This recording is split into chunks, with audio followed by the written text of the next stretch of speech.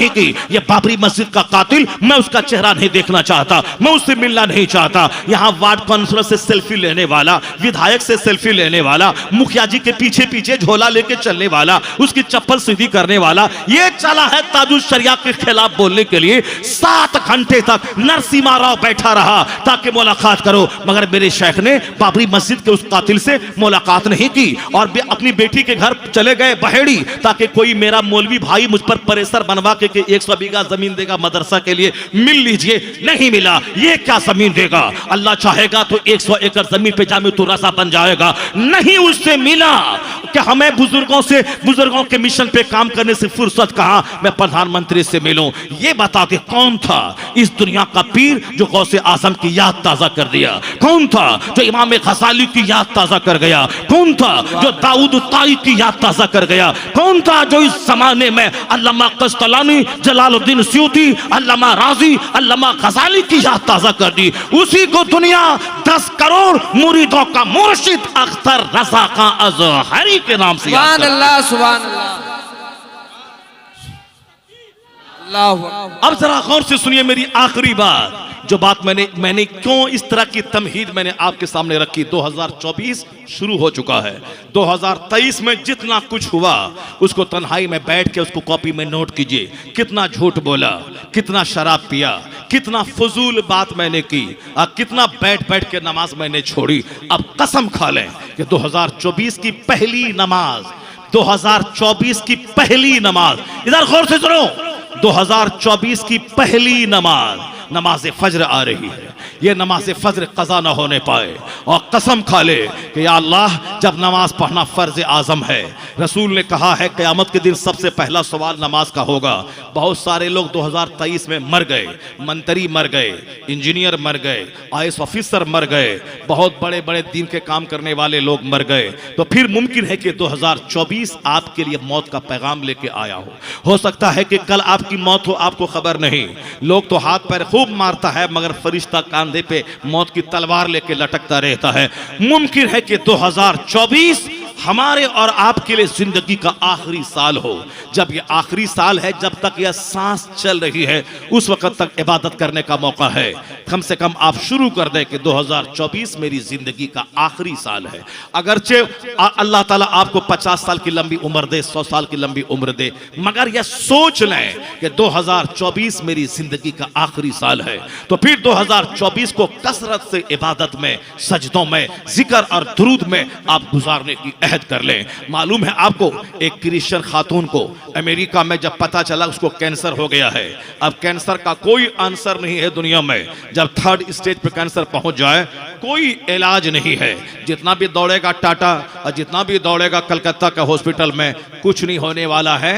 जो वक्त है मौत का, और ये मौत की वार्निंग और घंटी है, खतरनाक बीमारी, अब मौत आने वाली है। मगर मुसलमान यहां भागता है, वहां भागता है, उसके पास जाता है, उसके पास क्या हुआ? हाँ, उल्लू आ गया। अब वही उल्लू तुमको बताने आ गया। अब नाचना गाना कूदना मत, मुमकिन है कि कल मौत आ जाए। इसीलिए उस उल्लू को देख के सबक हासिल कर कि उल्लू मरेगा क़यामत के दिन तो ये जहन्नम में नहीं जलेगा, जानवर मिट्टी हो जाएगा।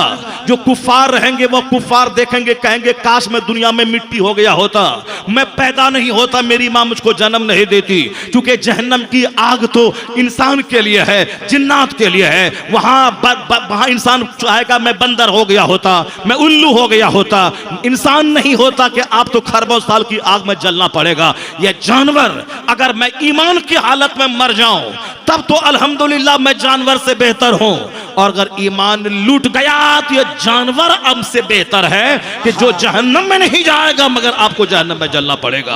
बहुत बड़े बुजुर्ग से किसी ने कहा था कि आएम बाबा, ये हमारी गाय की दुम अच्छी है या तुम्हारी दाढ़ी अच्छी है?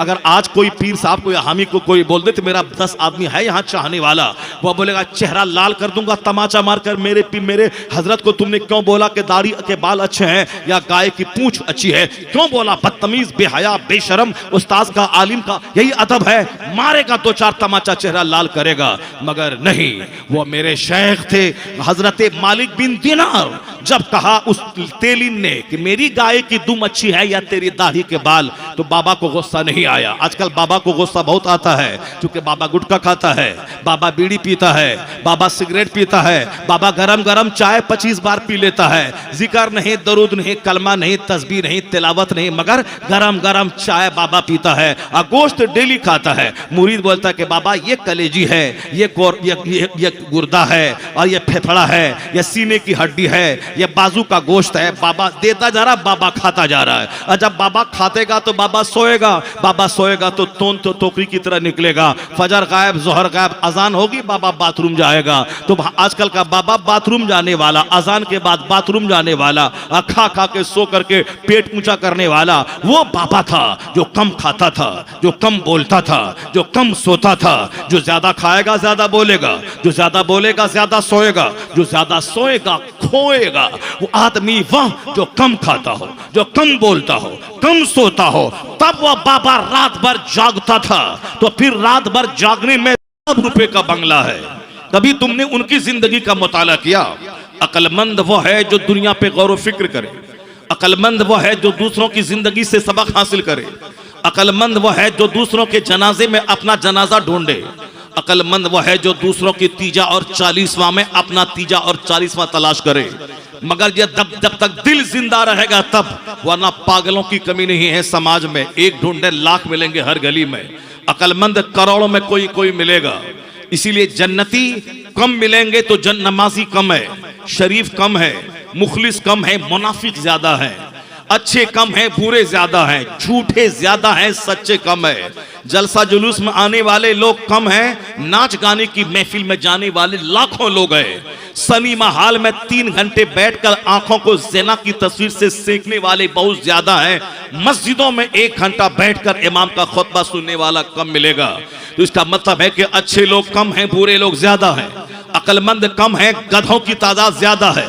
जो गधे शराब पिए, जो गधे पेशाब पिए। अब मालूम है हिंदुस्तान का सबसे बड़ा प्रधानमंत्री था एक, जो अपने ही पेशाब को पीता था ताकि सेहत मिल जाए। बहुत सारे लोग हैं जो गाय के पेशाब, सामने मूला के पेशाब गाय का पीते हैं ताकि हेल्थ मिल जाए। कोई पेशाब पीता है गाय का, कोई ऊंट का पेशाब पीता है, कोई साहब गोबर को पाक समझ के अपने घर में पाखाना लपेट करके बोलता मेरा घर पवित्र हो गया। लोगों की कमी नहीं है, जिसके पास अकल शऊर हो बहुत कम लोग हैं। वरना बेवकूफों को अल्लाह ने इतनी दौलतें दी हैं कि हर गली कुचे में जिसके पास बोलने का सलीका नहीं है, उसके पास दौलतें महक रही हैं। उसके पास इतनी दौलतें हैं जिसको एक जुमला बोलने का अंदाज नहीं है। जरा दौलतें देखें, उसके पास खरबों की दौलत है। मैं एक मस्जिद में इमामत करता था, मेरी मस्जिद के सामने एक आदमी के पास इतनी दौलतें थी, इतने मार्केट में दुकानें उसकी थी कि साहब देख के दंग रह जाए। मगर जब उनसे बात करें लगे जैसे कोई शराब के नशे में बात कर रहा हो। जैसे एक शराबी का स्टेशन नहीं रहता, इस स्टेशन से शुरू हुआ और कोई स्टेशन नहीं है, वो कहाँ उसकी गाड़ी जाके रुकेगी। उसी तरह समाज में बहुत सारे लोग हैं जिनकी गुफ्तगू का कोई स्टेशन नहीं होता है। कहां से वो शुरू करेगा, कहां वो खत्म करेगा, बीच में कहां एक्सीडेंट करेगा, कहां किसको गाली देगा, कहां इसकी इज्जत को खराब करेगा, कोई मतलब नहीं है। जिसको बोलने का सलीका नहीं है, लगता है जैसे कोई शराबी बोल रहा हो। इतनी दौलत है कि बड़े बड़े अक्लमंद दंग है। नहीं देखा आपने एक अक्लमंद पैदल चल रहा है, सवारी उसके पास नहीं है, मगर एक बेवकूफ है जो गधा पे गेहूं लाद के आ रहा है। अक्लमंद ने पूछा कि इस गधे की पीठ पर क्या है? बोला गेहूं। कहा गेहूं इस तरफ, गेहूं इस तरफ क्या है? कहा इस तरफ मिट्टी। कहा इस तरफ मिट्टी क्यों है? कहा गेहूं है 40 केजी और 40 केजी मैंने मिट्टी इधर डाल दिया है ताकि उसका बैलेंस बना रहे, वो गेहूं गिरे नहीं। उस अक्लमंद ने बोला यार तुमने जानवर को तकलीफ दिया, तुमने 40 किलो गेहूं को बैलेंस बनाने के लिए 40 केजी मिट्टी तुमने डाल दिया ताकि बोरा गिरे नहीं, दोनों तरफ बैलेंस बना रहे। इसी 40 केजी गेहूं को तुमने 20-20 केजी कर देता, 20 केजी इधर और 20 केजी इधर, तो बैलेंस बन गया होता, तो तुम्हारे गधे को तकलीफ नहीं होती, बिला वजह की मुशक्कत नहीं उठानी पड़ती। वो बोला कि बात तो सही कर रहा है ये बंदा, ये बात बिल्कुल दिल में उतरने वाली बात है, मगर वो क्या बोला, तुम्हारी अक्ल तुझको मुबारक हो जो तुझको पैदल चला रही है, अब मेरी हिमाकत बेवकूफ़ी मुझको मुबारक जो मुझे घोड़े और गधे पे चला रही है। इसी तरह के लोग समाज में मिलेंगे। बेवकूफ़ों से कहें पढ़ो लिखो का, पढ़ लिखने के बाद क्या होगा, बगैर पढ़े हुए खरगों का घर है। अब पढ़ने वाले लोग किराए के घर में रहते हैं, पढ़ने से क्या होगा।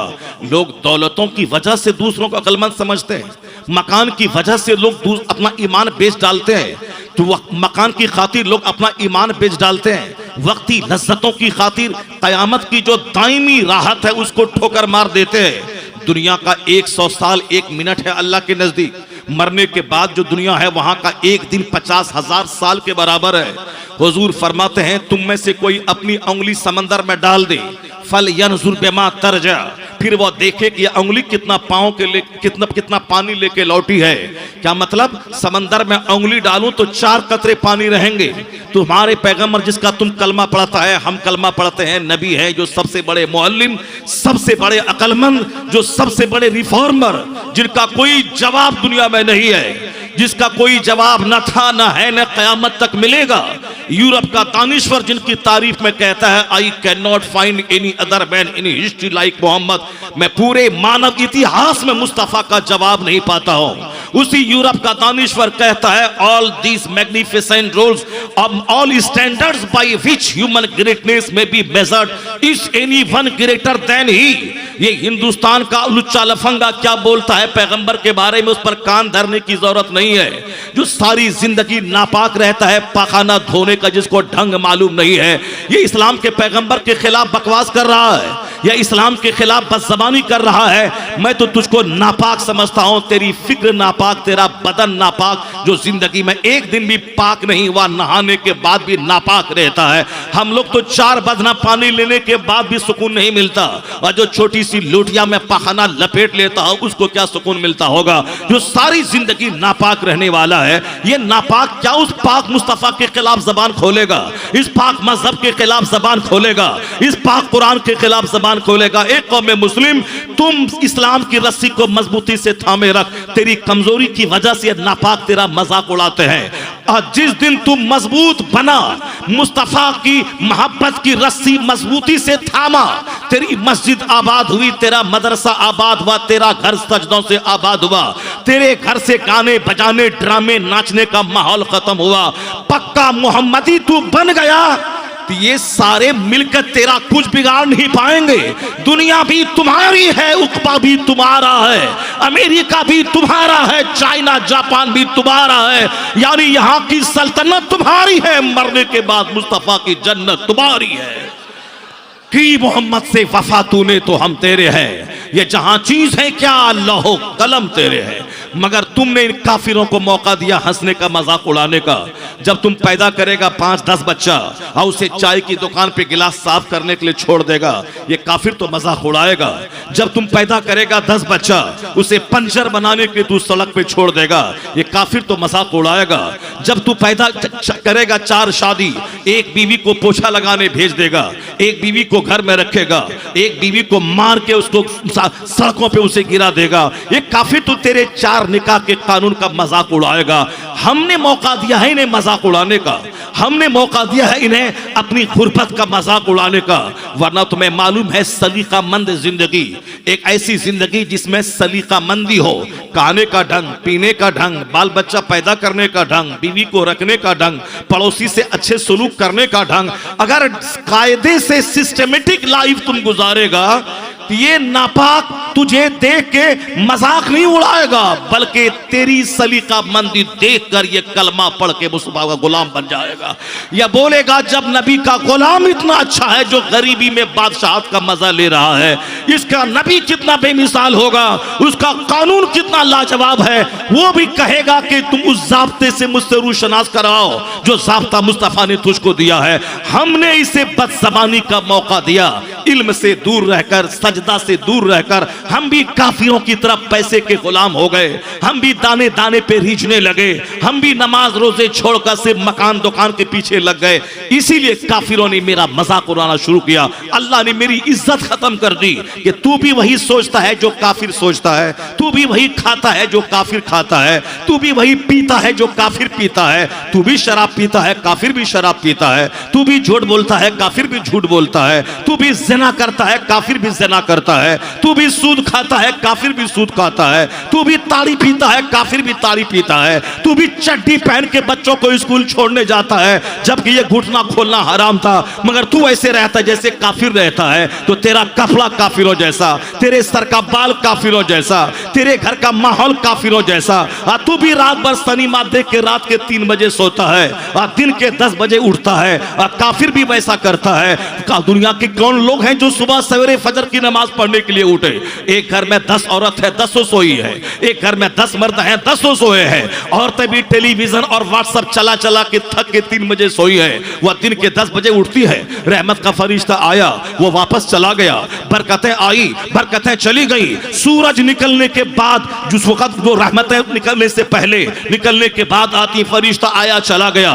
चूंकि फरिश्तों के आने के वक्त में कुत्ता सो जाता है, फरिश्तों के आने के वक्त में मुर्ग बांग देने लगता है। नहीं देखा तुमने मुर्ग 3 बजे रात में बांग देता है, वह फरिश्तों को देख के बांग देता है। उसका बांग देना अल्लाह की तस्बीह पढ़ना है। इसलिए कहा, हदीस में आया है, वैज़ा समिअतुम, जब तुम सुनो मुर्ग की बांग को, फसलुल्लाह मिन फजली, अल्लाह का फजल मांग, अल्लाह से फजल का सवाल कर। चूंकि फरिश्तों को देखकर यह मुर्ग बांग देता है और उस वक्त में दुआ कबूल होती है। लेकिन कुत्ता रात भर हुल्लाबाजी करता है, और जब रहमतों के नुज़ुल का टाइम आया तो कुत्ता गली में सो जाता है, कुत्ता कोयले के ढेर पे सो जाता है, कुत्ता नदी नाले पे सो जाता है, बीच रास्ते में सो जाता है, और रात भर हुल्लड़बाजी करता है। इस गली में, उस गली में, उस गली में, इस गली में एक कुत्ता है तो 50 कुत्ते को बुलाया, और कोई काला कपड़ा पहन के गया तो सारे उस पर भौंकने लगते हैं, रात भर भौंकता है।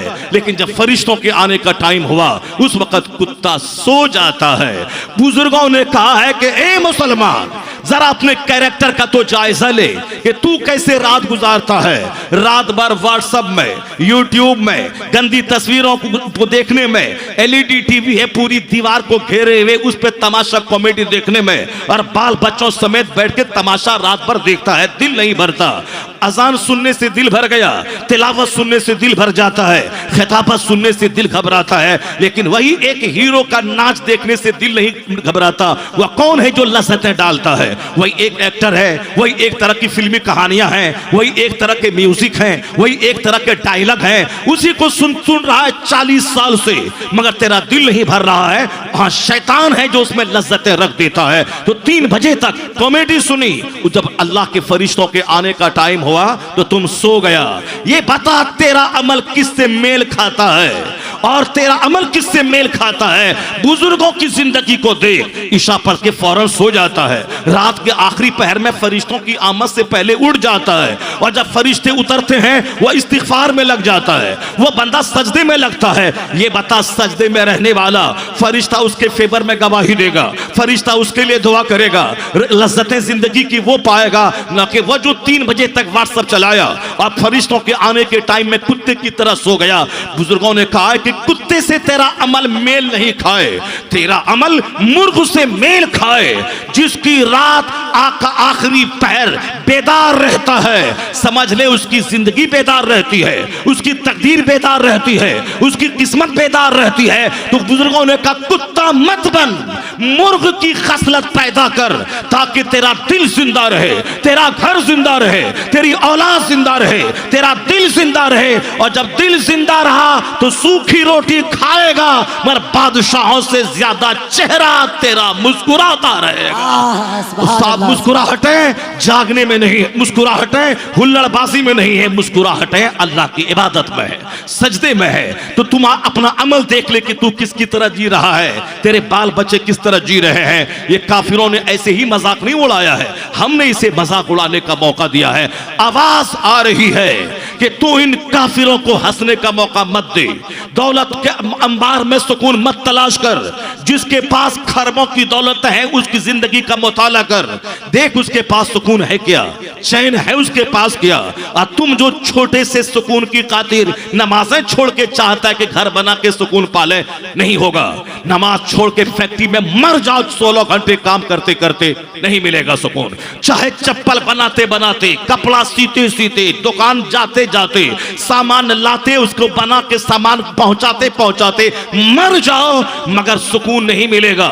इसलिए कि जिनके पास 36,000 करोड़ का मकान है, जरा उसके मकान में कान लगा के सुन, वहां से रोने की आवाज आ रही है। मैंने सुना है कि अंबानी जी के 3600 करोड़ के बंगले में वह नहीं सोता है। पंडित जी ने बोला है कि तुम इसमें सोएगा तो तू मर जाएगा, तेरी जिंदगी को खतरा है। वह दूसरे घर में रहता, 3600 करोड़ के बंगले में उनका नौकर गुलाम रहता है। 36 मंजिला मकान पीटर रोड पे हाजी अली के किनारे, वहां नौकर गुलाम रहता है, उसके इंजीनियर रहते हैं, उसके अमले रहते हैं, उसके स्टाफ रहते हैं, मगर वो नहीं रहता।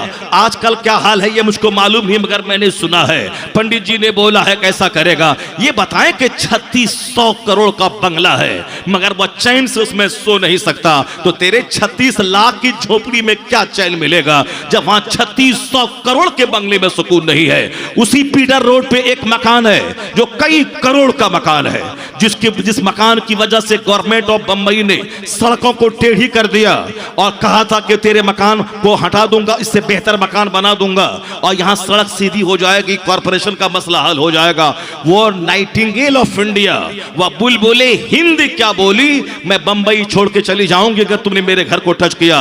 तो गवर्नमेंट ऑफ इंडिया ने क्या कहा, नहीं नहीं मैं सड़क टेढ़ी कर लूंगा, खरबों रुपए मेरा नुकसान हो जाएगा, मगर तू बुलबुले हिंद बंबई छोड़ के नहीं जाएगी, तू यहीं रह। जो पार्लियामेंट में बैठकर देशभक्ति के गाने गाते हो उसकी उस इज्जत का क्या कहना। जो कभी फ्रांस में सुबह और शाम अमेरिका में रहे उसकी इज्जत का क्या कहना। बगल में थाईलैंड है, तुम में से बहुत कम लोग वहां घूमने गए होंगे। बाजू में सिंगापुर है, बहुत सारे कम लोग वहां गए होंगे। बाजू में इंडोनेशिया है, आगे बर्मा, बहुत कम गए होंगे। मगर वह बुलबुले हिंद जिसका एक पांव अमेरिका में है और दूसरा पांव फ्रांस में है, क्या मतलब, यानी सुबह यहां दोपहर वहां, जो दुनिया के 100 के करीब ममालिक का भ्रमण किया हो। लोग आज एंजॉय करने के लिए कलकत्ता से मसूरी नैनीताल जाते हैं, मगर जो मसूरी नैनीताल नहीं बल्कि America, France, Norway, Canada, Thailand और इंडोनेशिया, मलेशिया, सिंगापुर, ऑस्ट्रेलिया की यात्रा कर रही हो, कितना मजा उनकी जिंदगी में होगा। लेकिन मैं जो बात कहता हूं गौर से सुनना, खैनी में एंजॉय करने वाला, गुटखा में एंजॉय ढूंढने वाला, अपने निजी घर में सुकून तलाश करने वाला, अपनी कार में सुकून तलाश करने वाला, चाहे जैसे हो, सूद के पैसे से ही कार चाहिए, चाहे हराम के पैसे से ही मकान चाहिए, चाहे नमाज छोड़ दें जन्नत मिले ना मिले, दुनिया में घर चाहिए। यही सोच लोगों की हो गई है। इसीलिए एक बालिश्त जमीन की खातिर बंदा कुत्ते की तरह लड़ रहा है और बंदा 16-16 घंटे फैक्ट्री में काम करता है, मगर 5 मिनट टाइम निकाल के जिस रब ने जिंदगी दी, जिस रब ने बोली दी, जिस रब ने हाथ में ताकत दी, जिस रब ने हवा दी, जिस रब ने आग दी, जिस रब ने आसमान का शामियाना दिया, जिस रब ने जमीन दी, अगर जमीन के नीचे से अल्लाह पानी को गायब कर दे, सुबह सवेरे 200 नहीं 800 करोड़ लोग तड़प तड़प के मर जाएंगे, जैसे मछली बगैर पानी के तड़प के मर जाती है। सूरह मुल्क की आखिरी आयत में इस बात को अल्लाह ने कहा है। वह सूरह मुल्क जो रोजाना रात को पढ़ेगा अज़ाब कब्र से बचेगा, मगर यहाँ अखबार पढ़ने से फुर्सत मिले तब न बंदा कुरान पढ़ेगा। जो अखबार पढ़ेगा, जो दूसरों की किताब पढ़ेगा, वहां तो लड़ाई होगी। यहाँ खानका के नाम पे जंग है, कमेटी के नाम पे जंग है, पीर के नाम पे जंग है, मौलवी के नाम पे जंग है, खानदान के नाम पे जंग है, जोलाहा और अंसारी के नाम पे जंग है। फजूल बातों में बंदा पड़ गया और जंग कर रहा है। जाहिर सी बात है जो कुरान नहीं पढ़ेगा और बाकी सब कुछ पढ़ेगा, उसको तो जंग में पढ़ना पड़ेगा, वो तो लड़ाई झगड़े से दो चार होगा। और जो कुरान पढ़ेगा लड़ाइयाँ ऑटोमेटिक खत्म हो जाएंगी। जो कुरान पढ़ेगा इख्तलाफात खुद ब खुद मिट जाएंगे। कुरान कहता है इन्ना अक्रमकुम इंदल्लाहि अतकाकुम, the most respectable near Allah is one who is God fearing person. Allah के नजदीक सबसे ज्यादा इज्जत वाला वो है जो जितना ज्यादा अल्लाह से डरने वाला है। मुत्तकी इज्जत वाला है, चाहे वह काला कलोटा क्यों ना रहे, हिंदुस्तान का देहाती, अगर वह मुत्तकी है तो इज्जत वाला है। कोई अरब में पैदा होने वाला गोरा नारा अगर उसके पास ईमान नहीं है, अमल नहीं है, वो हमारे लिए काबिल एहतराम नहीं है। मगर हिंदुस्तान के वेस्ट बंगाल के देहात में पैदा होने वाला कोई काला कलोटा अगर ईमान भी है, तकवा भी है, तो हमारे लिए काबिल एहतराम है। जैसे मस्जिदों में नहीं देखता अगर कोई सैयद साहब आए, सैयद साहब के चेहरे पे दाढ़ी नहीं है, वह फौज में नौकरी कर रहे हैं, सैयद साहब आए वो नीचे बैठे हैं, मगर एक अंसारी, एक जोलाहा का बेटा जो बरेली शरीफ से पढ़ के मौलाना बन के आया है, वह मेंबर पे चढ़ जाता है, हाथ में असा लेता है, सर पे अमामा बांधता है और कौम को खिताब कर रहा है। अंसारी नीचे है, शेख नीचे है, सैयद साहब नीचे है, पठान साहब नीचे हैं, मगर एक नदाफ का बच्चा वो मेंबर पे खड़ा होकर के खिताब कर रहा है, इमामत के मुसल्ले पे है, बैरिस्टर नीचे हैं, प्रोफेसर नीचे हैं, अमेरिका से पढ़ के आने वाला FRCS डिग्री होल्डर नीचे है, JNU और AMU से आप पढ़ने वाला इंजीनियर डॉक्टर नीचे है, मगर मंजर इस्लाम का पढ़ा हुआ प्रोडक्ट, अब्दुल्ला इब्न मसूद का पढ़ा हुआ प्रोडक्ट वो मेंबर पे चढ़ा है, अमामा बांध के हाथ में लाठी लेके ऐसा खिताब कर रहा है जैसे कोई कमांडर इन चीफ हो जो अपनी फौज को ललकार रहा है। ये सम्मान किस वजह से मिला है? किसी की नानी मरे जो बोले नदाफ है उसे उतारो, ये जोलाहा है इसे उतारो, ये साफी है इसे उतारो, ये सब्जी फरोश है इसे उतारो। कोई सैयद भी अगर बोलेगा तो दुनिया कबूल नहीं करेगी, सब दुनिया बोलेगी तू सैयद अगर है मैं तेरी पेशानी चूमता हूं, मैं तेरा हाथ चूमता हूं, तू काबिल एहतराम है, मेरे महबूब मेरे सरकार का ब्लड तेरे बदन में है, बस इतना तक ही इज्जत है। अगर तू शरीयत को हाथ में लेगा, शरीयत के खिलाफ काम करेगा, तेरी कोई इज्जत हमारे नजदीक नहीं है। बेशुमार दुश्मन रसूल गुस्ताखे रसूल हो गए, वो अपने नाम से सैयद लगाते हैं, फलां सैयद है, फलां सैयद है, सैयद अबुल्ला मौदूदी है तो फलां सैयद अली मियां नदवी है, मगर वो हमारे नजदीक उसकी कोई हैसियत नहीं है। जो मुस्तफ़ा का नहीं वो हमारा नहीं, चाहे मुस्तफ़ा की औलाद होने का दावा क्यों न करे। उसी तरह शरीयत के खिलाफ अगर कोई दाढ़ी मूंढने वाला सैयद अगर बोले कि मैं मेंबर पे चढ़ूंगा, मैं खुतबा दूंगा, मैं नमाज पढ़ाऊंगा, मैं हाथ चूम के बोलूंगा, नहीं सैयद साहब, आपके नाना की शरीयत में फासिक इमामत करने के काबिल नहीं है। आपका हाथ चूमूंगा, आप पीछे रहेंगे, मगर एक अंसारी का बेटा मेंबर पे चढ़ेगा जो मुत्तकी है, आपके नाना की शरीयत के कानून पे अमल कर रहा है। ये कौन इस्लाम है जिसने एक साफी के बेटे को मेंबर पे चढ़ा दिया और तुम मस्जिद से बाहर निकलने के बाद बोलता है ये अंसारी है उसको वोट नहीं दूंगा, ये नदाफ है उसको वोट नहीं दूंगा, ये साफी है उसको वोट नहीं दूंगा, ये पठान है उसको वोट नहीं दूंगा। जब मस्जिद में सब एक हो गए तो मस्जिद से बाहर क्यों ये गलीज राजनीति कर रहा है? और मस्जिद के अंदर एक सफ में खड़े हो गए महमूद अयाज, न कोई बंदा रहा न कोई बंदा नवाज, तो मस्जिद से बाहर होने के बाद फिर क्यों करने लगे ये फला है वो फला है इसको मैं नहीं दूंगा। तो इस्लाम से हट कर अगर कोई सोचेगा तो बिरादरी में लड़ के मर जाएगा, इस्लाम से हट के फिक्र रखेगा तो फिर छोटी छोटी बात में लड़ के मर जाएगा। पीर के नाम पे लड़ाई है, तुम लड़ रहे हो, लड़ो। कुरान जो नहीं पढ़ेगा वह लड़ेगा, वह कटेगा, वह मरेगा। और कुरान हर दर्द की दवा रखता है, हर प्रॉब्लम का इलाज कुरान में है। जो कुरान पढ़ेगा वह किसी काफिर के सामने दरियुजागिरी नहीं करेगा। कुरान अल्लाह का कलाम, हर दर्द की दवा वहां है, हर प्रॉब्लम्स का हल वहां है, हर मसाइल का हल वहां है, हर समस्या का समाधान वहां है। कुरान ज्यादा जब तक मुसलमान पढ़ता था वह हावी था काफिरों पे, वह हावी था मुशरिकों पे, वह हावी था यहूदो नसारा पे। आज भी एक रास्ता है कि कुरान पढ़, कुरान से फैसला हासिल कर, मुस्तफा का मुताला कर, मुस्तफा से फैसला हासिल कर, जिसके बारे में बर्नार्ड शॉ ने कभी कहा था, he must be called the savior of humanity. If a man like him were to assume the dictatorship of the modern world, he must succeed in solving its problem. तू गांधी को देखता है, तू नेहरू को देखता है, मगर बर्नार्ड शॉ क्या बोलता है? इस धरती में जो आग लगी है, अगर दुनिया के लोग मोहम्मद अरबी को अपना रहनुमा मान लें और मुस्तफा के गाइडेंस की रोशनी में जिंदगी गुजारें तो हर दर्द का इलाज हो जाएगा और यह जलती हुई दुनिया सुकून और शांति का गहवारा बन जाएगी। He must be called the savior of humanity. If a man like him were to assume the dictatorship of the modern world, he must succeed in solving its problems. Christian जो दुनिया का बहुत बड़ा पढ़ा लिखा आदमी वो कहता है तेरे पैगंबर के पास किस समस्या का समाधान नहीं है, तेरे पैगंबर ने कौन सा प्रॉब्लम से सोल्यूशन नहीं दिया है। मगर जब से हमने अखबार ज्यादा पढ़ा, कुरान पढ़ना छोड़ दिया। जब से हमने आलिमों से नफरत करना शुरू किया और जब से हमने हीरो और दुनिया के नेता और 100 गाली बकने वाले दारोगा और गुंडे, चोर, लुच्चे, लफंगे, डकैत से मैंने नजदीकियां बढ़ा दी, मैंने दोस्ती की, उस वक्त से मेरी फिक्र चौपट हो गई, मेरा चेहरा बदरंग हो गया, मेरा घर उजड़ गया, जिंदगी मसाइल का गहवारा हो गई। एक मसले का हल करो तो 50 मसले सामने आ जाते हैं, एक बीमारी का इलाज कराओ तो 10 बीमारियां सामने आ जाती है। ये उलमाए कराम नफरत की चीज नहीं है, इनके पास 10 दिन बैठ के देख, ये हदीस बोलते हैं, ये कुरान बोलते हैं, ये मुस्तफा की सुन्नत सिखाते हैं। मस्जिद दारोगा के पास बैठ के देख, वह तुम्हें गाली सिखाएंगे, तुम पीएचडी किए बगैर गाली के डॉक्टर बन जाओगे। इतनी सारी गालियां वह बोलते हैं। दारोगा के पास बैठो तो गाली सीखोगे, नेता के पास बोलो तो झूठ सीखोगे, मालदार के पास बैठो तो दौलत का जुनून चढ़ जाएगा। चाहे लॉटरी का टिकट बेचना पड़े, चाहे सूद खाना पड़े, चाहे दूसरों की जमीन हड़पना पड़े, चाहे डकैती करनी पड़े, मगर माल चाहिए। मैं माल कमा के रहूंगा, माल कमा के रहूंगा। दौलतमंदों के पास बैठने से ही जुनून दिमाग पे चढ़ता है, सोहबतें रंग लाती है। आलिमों के पास बैठ के देख, इमाम के पास बैठ के देख, जो नाइब पैगंबर है, मुस्तफा का नाइब कोई कैपिटलिस्ट नहीं होता है, अरबपति नहीं होता है, पूरे हिंदुस्तान का मालिक प्रधानमंत्री नहीं होता है, पूरी दुनिया के यूएनओ का प्रेसिडेंट हो सकता है, मगर मुस्तफा का नाइब वही होगा। चाहे उसके घर रहे ना रहे, टूटी चप्पल पांव में रहे, पैबंद वाला कपड़ा रहे, अगर इल्म कुरान, इल्म हदीस सीने में है, वही मुस्तफा का नाइब है।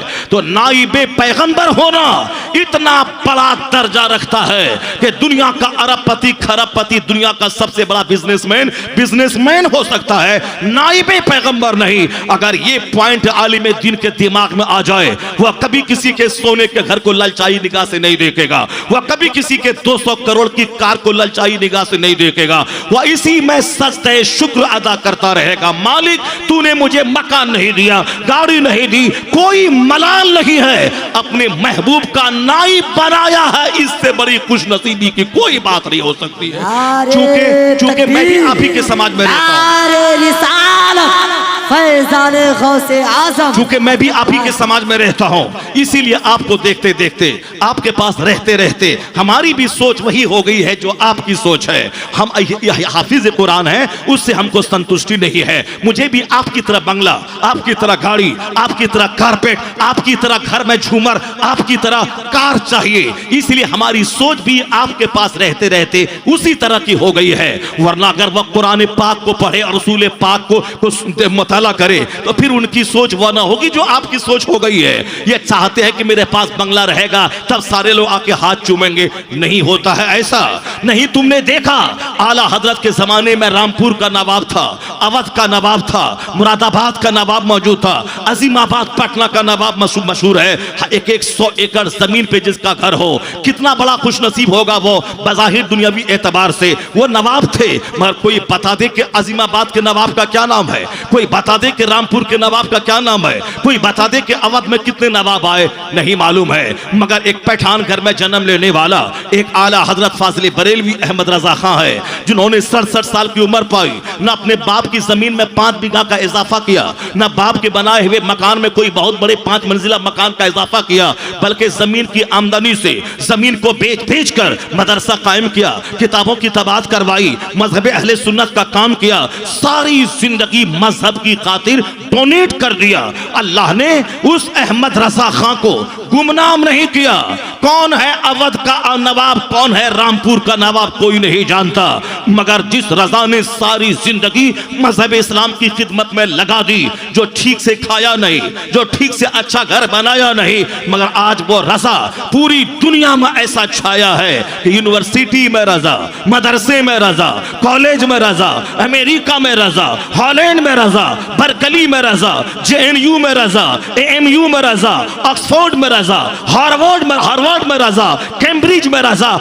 यानी रजा के नाम पे मस्जिदें, रजा के नाम पे मदरसे, रजा के नाम पे खानकाहें, रजा के नाम पे मुझ जैसे करोड़ों आदमी के नाम के साथ लफ्ज़े रजा का जुड़ा रहना। एहसन रजा, कमर रजा, मोहसिन रजा, मदरसा रज़विया, रजा जामा मस्जिद, खानकाह रज़विया, ऑस्ट्रेलिया से लेकर अमेरिका तक पूरी दुनिया में जाल बिछा है। ये क्या बोल रहा है? है, ये यही बोल रहा है कि जो अल्लाह की खातिर जिएगा और दुनियावी लस्ट में नहीं पड़ेगा, जो दीन की मदद करेगा, अल्लाह उस खानजादे को सौदागरान से उठा के वो शोहरत का आसमान दिया कि वादी रजा की कोहे हिमालय रजा का है, जिस समत देखिए वो इलाका रजा का है।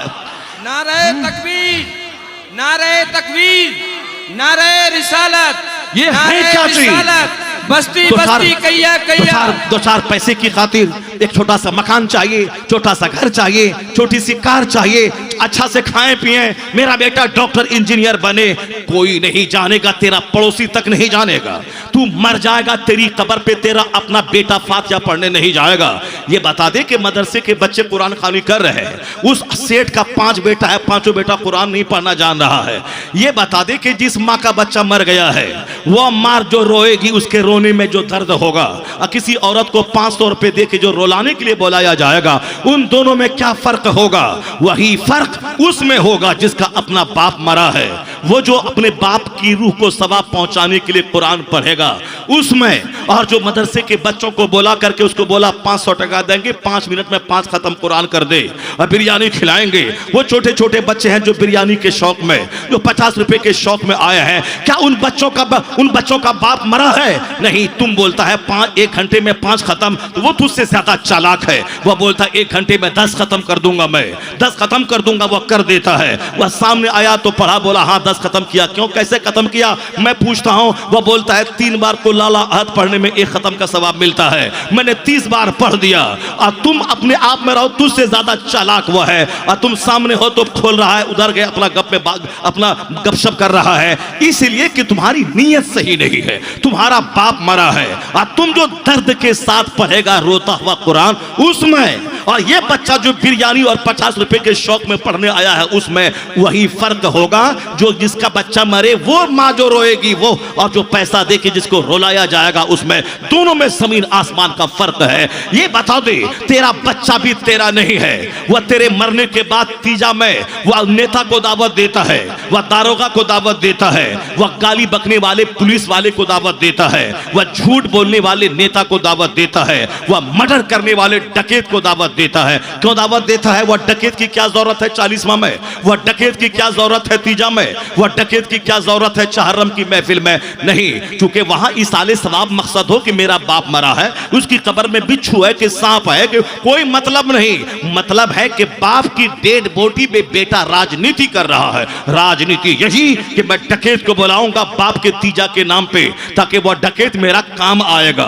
दारोगा को बुलाऊंगा, वह दारोगा मेरे काम आएगा। नेता को बुलाऊंगा, वह मुझे इलेक्शन में टिकट देके वोट करवाएगा। तो तुझे जब तू मरने के बाद तेरा बेटा तेरा नहीं है, वह तेरी लाश पे राजनीति कर रहा है, वह तेरी लाश पे गोंडों डकैतों गलंडरों को बुला रहा है, तो तू किसके लिए मर रहा है? तू किसके लिए नमाज छोड़ रहा है?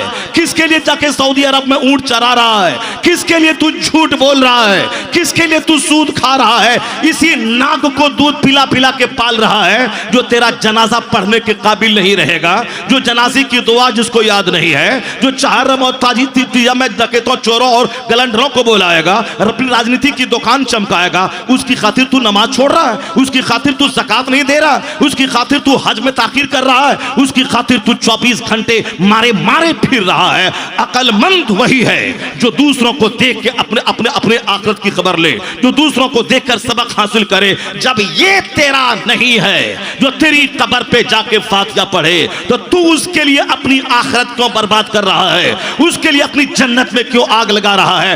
देख तेरे पैगंबर क्या कहते हैं। मुस्तफा ने कहा है, मिन शर्रि नासे मंजिलतन यौमल क़यामा अज़हबा आखिरतहु बेदुनिया गैरिही। मुस्तफा कहते हैं क़यामत के दिन मर्तबे के एतबार से सबसे बुरा आदमी वह होगा जो दूसरों की दुनिया बनाने के लिए अपनी आखिरत को बर्बाद कर दिया हो, जो दूसरों की दुनिया बनाने के लिए अपनी अपनी आखिरत को बर्बाद कर दिया हो, जो बाल बच्चों की दुनिया बनाने के लिए अपनी नमाज अपने रोजे को तबाह बर्बाद कर दिया हो, अपनी जन्नत में आग लगा दिया हो।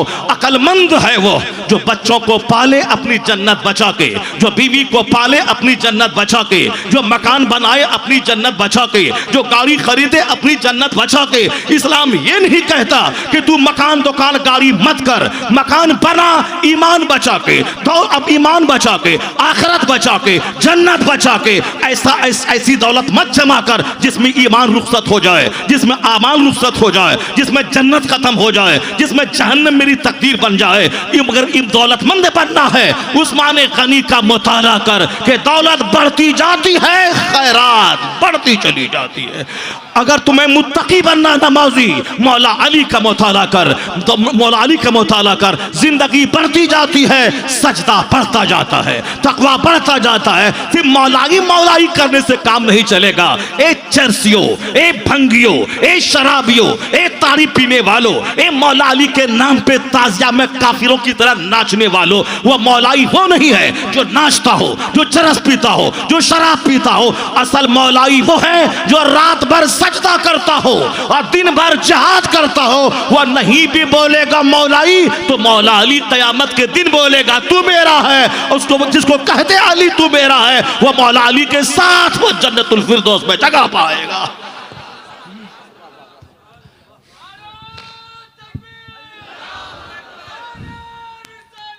जन्नत बचा के काम करे, जो अपना ईमान बचा के काम करे, जो अपनी आखिरत बचा के काम करे। दूसरों की खातिर अपना ईमान लुटा देना, क्या मतलब है उसका? मिन शर्रि नास से मंज़िलतन यौमल क़यामा। इस हदीस पाक को अपने घर की दीवार में नोट करके रख। सबसे बुरा शख्स क़यामत के दिन वो है, मर्तबे के एतबार से, जो दूसरों की दुनिया बनाने के चक्कर में अपनी आखिरत को बर्बाद कर दिया हो। जैसे 8 घंटे दुकान में बैठना के बाल बच्चे को खिलाएं, न ज़ोहर है, न असर है, न मगरिब है, न इशा है, बाल बच्चे को खिलाने की दुकान में बैठा है, तो दूसरों को पालने के लिए अपनी जन्नत में आग लगा दी। एक वक्त की नमाज छोड़ना हराम और गुनाह कबीरा है। फजर की नमाज छोड़ना हराम और गुनाह कबीरा। जैसे शराब पीना हराम, जैसे जिना करना हराम, जैसे सूद खाना हराम, उसी तरह एक वक्त की नमाज छोड़ना हराम है। और यह शराब पीने से भी बड़ा हराम है। इसलिए कोई 10 साल शराब पीता रहा, वह तौबा करे, अल्लाह माफ कर देगा। लेकिन कोई 10 साल नमाज छोड़ा, नमाज फर्ज हुई थी 15 साल में, 25 साल में नमाज पकड़ा, यह 10 साल की नमाज उसके जिम्मे बाकी है। 50 हज, 100 उम्रा कर ले, फिर भी यह 10 साल की नमाज उसके जिम्मे कज़ा है, उसको अदा करना पड़ेगा, उसके जिम्मे से साकित नहीं होगी। इस नुक्ते नजर से देखो तो दिल मर चुका है लोगों का। आम लोग तो मर ही चुके हैं, जो अपने आप को खवास में शामिल करते हैं, नात पढ़ते हैं, नमाज नहीं पढ़ते हैं, जो खिताब करते हैं, नमाज नहीं पढ़ते हैं, जो ट्यूशन